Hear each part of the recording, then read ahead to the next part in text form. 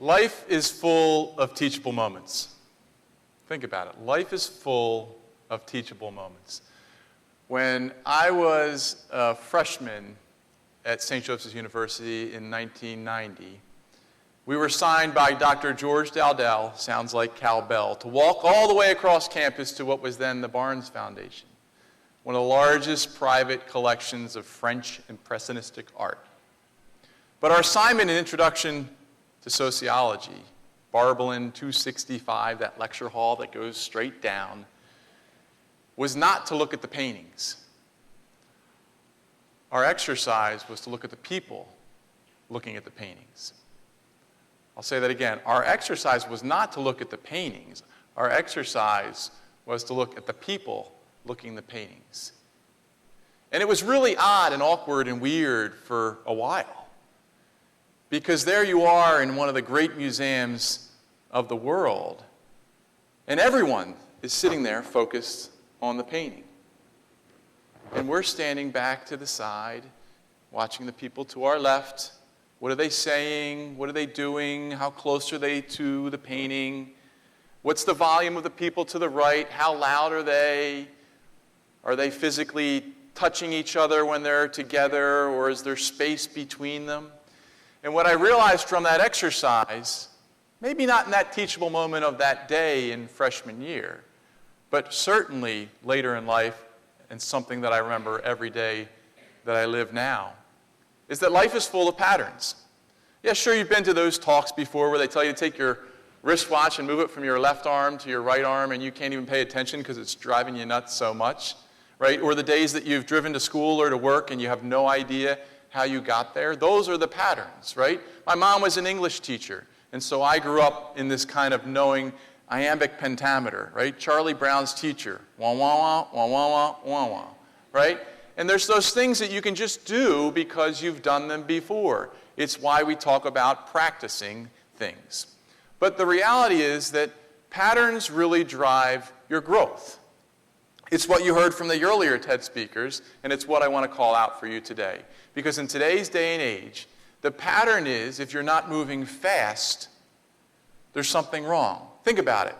If you get a text, or you send an email, or you drop a IM to someone, and they don't respond inside of 4, maybe 5 minutes, you think something's wrong. They either don't like you, they don't like what you said, they're just, maybe that something blew up and they're not sure what happened, right? But there's this sense of instant receptivity and instant response that is really captivating our society, almost to the level of an addiction, right?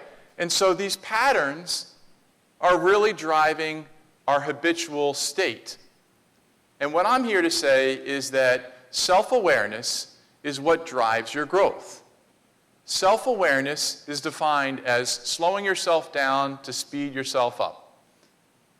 I once worked in a role, and there was a woman that worked side by side with me. She had this great saying, and she was probably 20 years my senior, and so I learned from her wisdom. She had this great quote that you'll never see in writing, which is, "The hurrier I go, the behinder I get."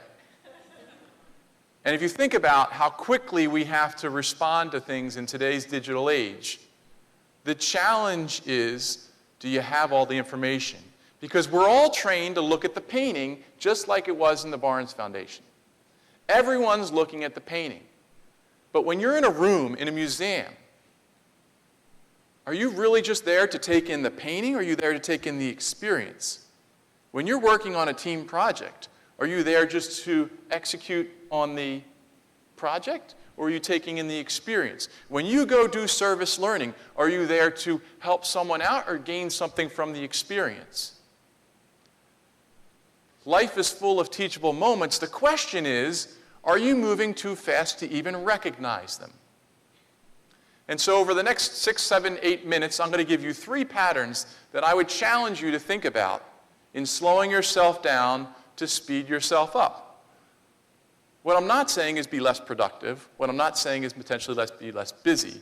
What I am saying is take moments to reflect, like this TED Talk, and think about how quickly you step on the gas. But who's holding on to the steering wheel? Who's pumping the brakes when you need to? All right, the first pattern.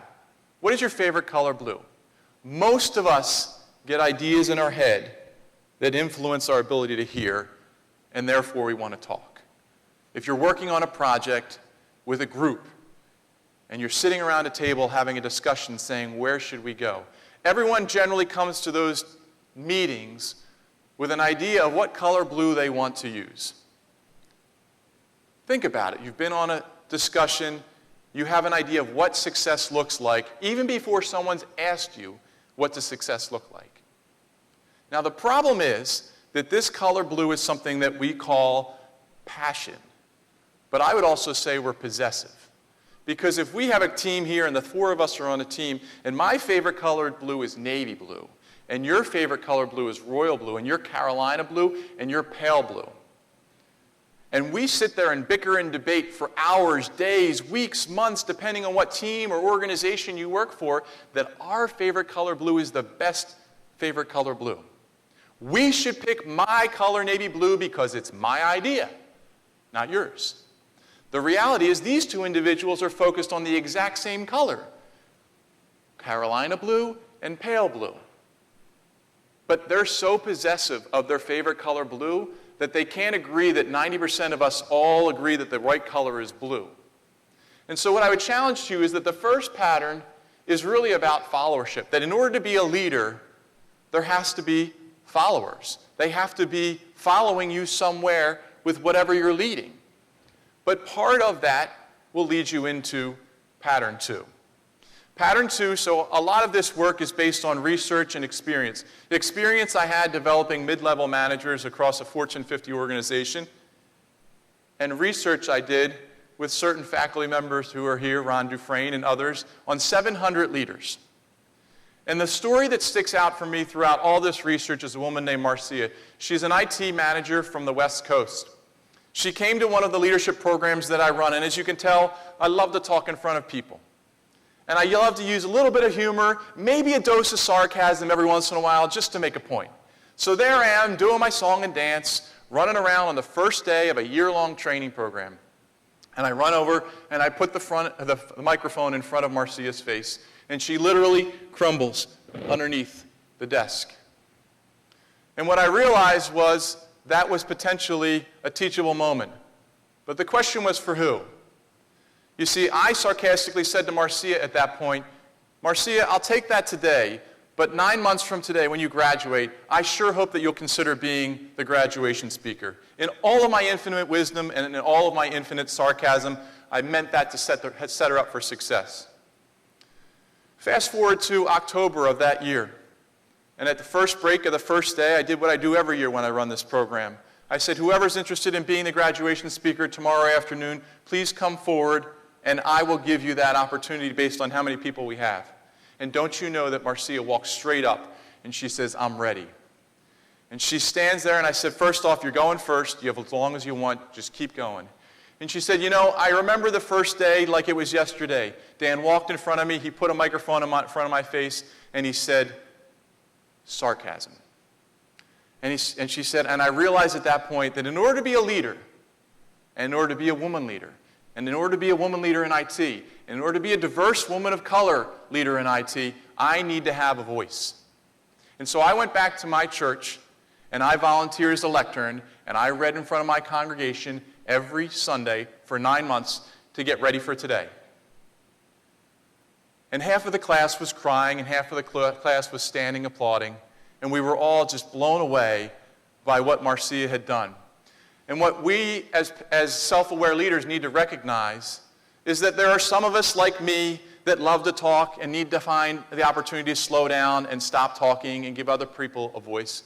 And there are other people like Marcia that need to find their voice. But what she pronounced at the end of that program will stick with me forever. She said, I started this program as Minnie Mouse, and I finish it as Mighty Mouse. Her words. And I sat there and said, my job was to teach this group of people, but oh, did she teach me a great lesson in life. That part of leadership is creating followership, pattern 1, but part of leadership is also giving others a voice. Third pattern, the magis. We published this book in 2012, and this great university came out with a marketing campaign just 6 months after around a term that has meant so much to me through my education and hopefully through your education. Magis, more for the good of others, more focused on the front of the jersey than the back of the jersey. What I believe is that, sure, there are people that are intellectually brilliant. Their IQ scores are through the roof. IQ. What I also believe is that there's a thing called emotional intelligence, EQ, which is how well you manage your emotions. It's done really well with research, it's done really well in practice, and it makes a difference in any organization. But what I also believe is that there's this thing called generosity quotient. And generosity quotient is your willingness, your ability, and your capacity to give. If you think about the people that have made a difference in your life to today, they are people that gave you something. They gave you life, they gave you a voice, they gave you input, they gave you feedback, they gave you a chance, they gave you confidence. We like to be around givers, not because of the philanthropic side of giving, but because of how contagious it is. Because when you're with other givers, it just starts to grow as part of the culture. And my hope is that a more self-aware world will slow themselves down and to speed themselves up by thinking about these three patterns. 1, creating followership. 2 is really thinking about marcia and the voice, right? And 3 is around the magis, more for the good of others. And so as you think about growing self-awareness and you move forward to circa 2014, I'd ask you to think about an analogy that has stuck with me. I went through a leadership program a couple of years ago, and at the end we had to do a pay-it-forward project. We took a group of kids to an event that were part of a program. We were celebrating their graduation from a 12-week program. They were kids of incarcerated parents. And at that point, I had 2 sons under the age of 4, they're twins. And this 11-year-old at the event comes up to me and he grabs onto my arm and he says, "Hey, mister, can I get a piggyback ride?" And I took pride in the fact that I'm 6'3" and I can carry some kids around. And I said, "Sure, hop on my back." And he whispered in my ear, he said, "My daddy used to give me piggyback rides before he went to jail." And I said, "You can stay on as long as you want." And so throughout all this experience of self-awareness, when you're always so focused on the painting, you're always so focused on the task, you're always so focused on the next, slow yourself down and speed yourself up. And recognize that great leaders have the self-awareness that recognize that some days you need to give a piggyback ride, but other days you need to get a piggyback ride. Thanks so much, and let's go Hawks.